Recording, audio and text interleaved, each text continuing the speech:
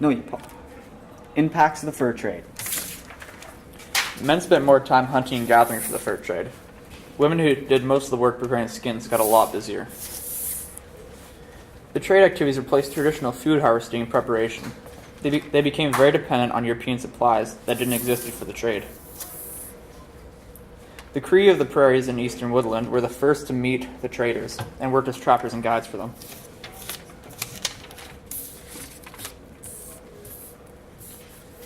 Cree had guns from the trade. They expanded living and hunting territories westward into the lands of Dinizah and Dunetah, who lived in northern Alberta. These people moved west of the Peace River, displacing Sakani from the foothills of the Rockies. Decline of beaver after the Hudson's Bay Company was established forced some groups to look for new hunting territories.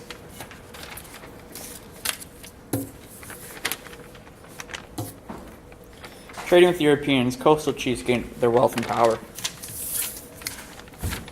But the sailors that brought these new objects also brought new unknown diseases.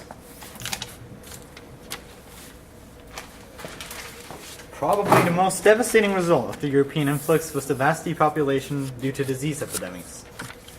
Estimated around 400k dropped to 200k, and then to 25k in little more than a century. Europeans brought measles and smallpox. The first epidemic was in the 1770s. In 1782, a terrible wave swept up from Mexico through the trade routes into Sterlo territory. 60% of the people died in weeks. Measles spread to almost all of BC in 2 years.